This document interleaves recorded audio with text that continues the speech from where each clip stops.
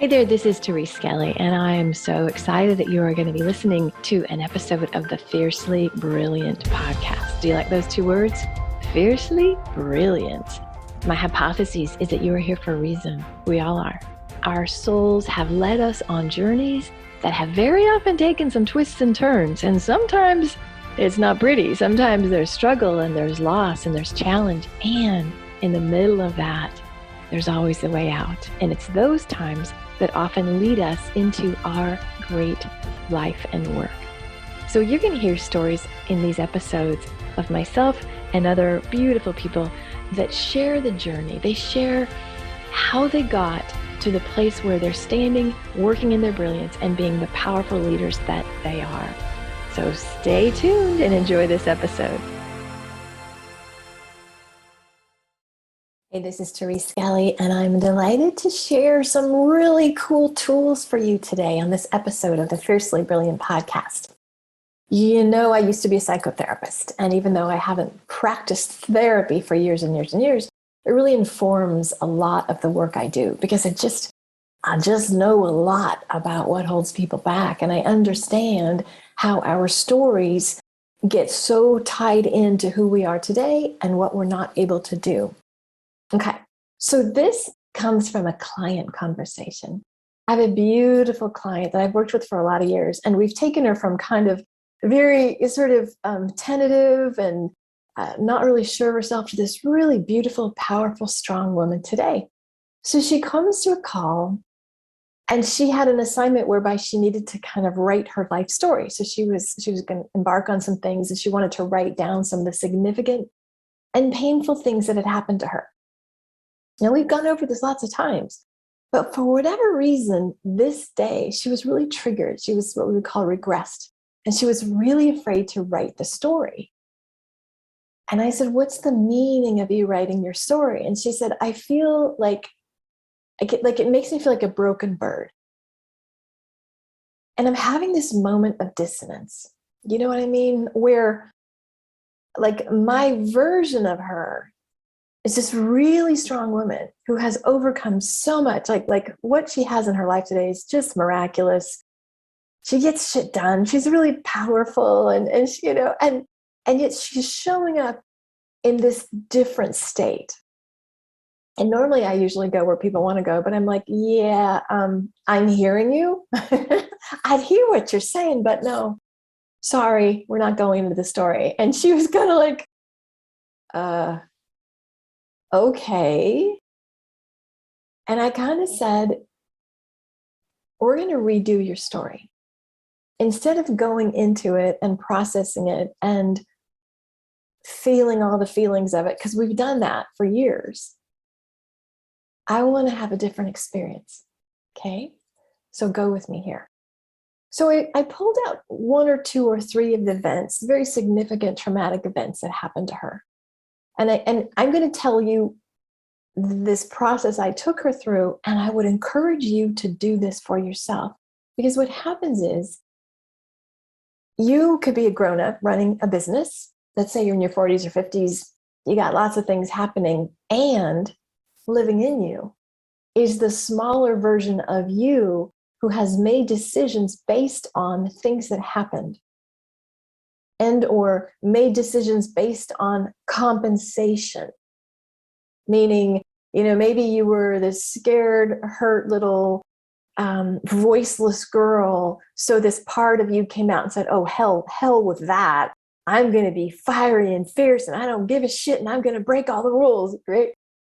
That's like a compensation for the wounds. So you could either be stuck in the original wound, or you could be in a compensation, which is still in reaction to the original wound.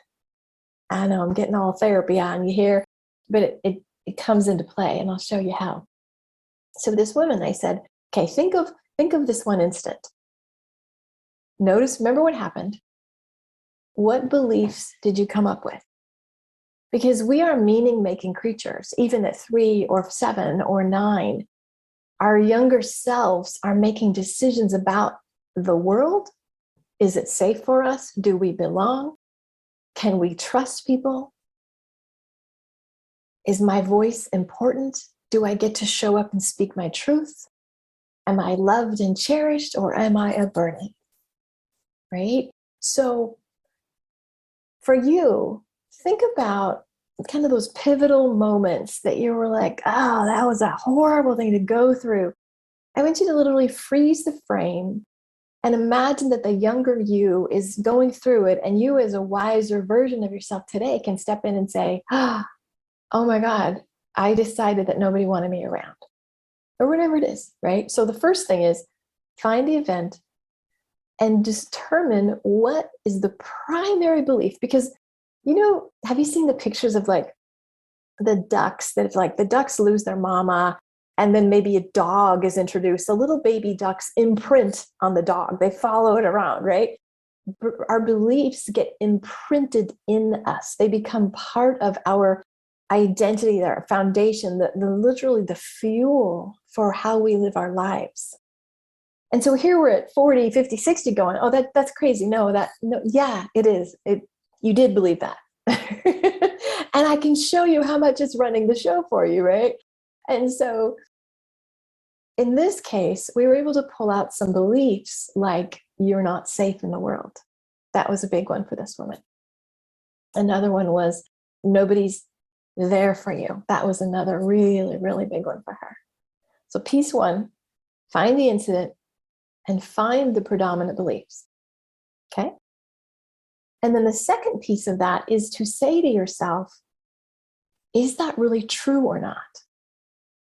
Now, your grown self is going to go, of course it's not. But I want you to be really, really, really, really honest. And you can also, the thing I like to do, I use a pendulum, or you can ask your body, is there any part of me that still believes maybe that the world isn't safe, or that people aren't there for me? Like, it's easy to say, oh yeah, I should say, of course it's not true. But the best way to do this is to be as honest as you can. Like, nobody's judging you, right? Like, when you have awareness, you have choice. And so the work I do with people is to help you become aware of what unconsciously is mucking up the water. So then you get more freedom in how you be. Okay. So what was the event? What beliefs came from the event? And is it true today? So in this person's experience, it was, is it true that it's not safe in the world for you? She's like, absolutely not. That is not my experience today. Okay. Is it true that you have nobody there for you? And she's like, not at all. Like, when you start to self-identify, what happens is literally your like physiology can go, wow, really? That's not true. Okay. You can also then do release rituals. You can write that down, write the belief down.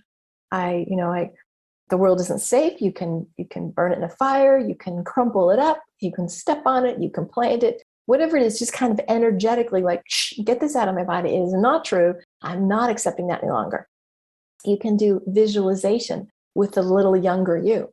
So let's say an incident for her happened when she was 7. Her grown self, who is a fabulous, fierce mama bear, would come to the little younger self and say, come here, honey, I got you. I'm taking care of you. Right? That's called inner child work. Okay. Find the belief. Is it true?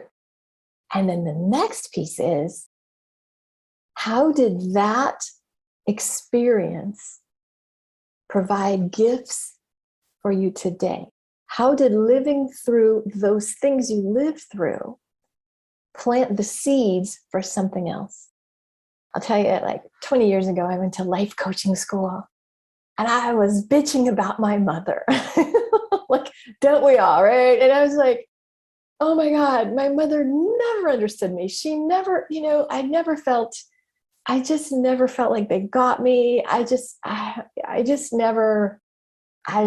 it felt, right? And I was complaining like, God, I had kind of shitty mothering. My mom was an alcoholic for half of my life, but the other half, she was sober, thank God. But I just was like, you don't even know how hard it was to be like so misunderstood and so not seen and not heard. It was really, and one of my fellow like coaching students, friends said, but what do you do exquisitely for your clients?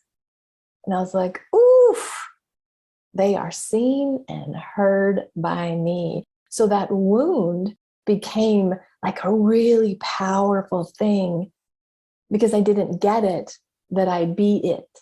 I don't want people to have the same experience I had. So that living through that gave me a gift today. So when we were with the client, it was like, okay, what are some of the gifts? And she said, well, growing up with the parents I had made me a damn good parent today. And I'm like, uh-huh. And what else? And what else? And what else? And we just worked it and worked it and worked it until the stories, because remember, she came in the space of, oh my God, if somebody knew about this, if somebody knew this happened to me, or oh my God, if this event happened and these things happened. And I'm like, you need to get to the point of blessing all the things. You need to get to the point of going, yeah. And that was life school. That was soul school. That was actually the thing that propelled me here. Had it not been for that, I would not be here. Does that make sense? So it's just another way to look at your past, right? Because how can I say this? This year, I'm all about being really sovereign. I'm all about choosing who I want to be, how I live.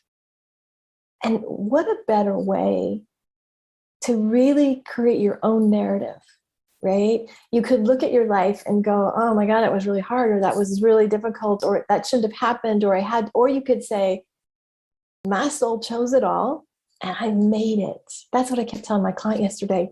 You freaking survived. You're not a broken bird with a broken wing. You're a freaking powerful woman. You survived. So I just want you to think about, how are you holding the stories of your life? How are you holding the tragedies or the losses, or maybe the failures, right? The things that didn't go right, or the things that you didn't get what you wanted. Can you find the gifts in that? Can you bless everything? And when you're in the middle of it, it might be a little hard. I'm pretty sure when I was going bankrupt and having to lose my house, I wasn't going, thank you, sweet Jesus. I would say it. I would say thank you in advance. I know things are working out, but I had a really hard time feeling it. Sometimes you need a little space. But for the childhood ones that have affected you and that are there, you absolutely can use these techniques. So what's the story? What was the belief that got generated? Is it true or not? And then can you change it, right? Can you change it? That's the work. And then you find the gifts. All right.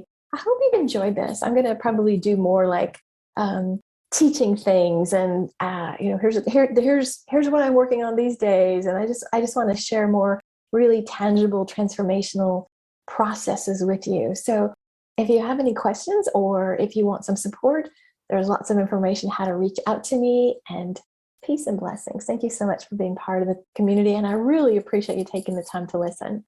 All right. Bye now.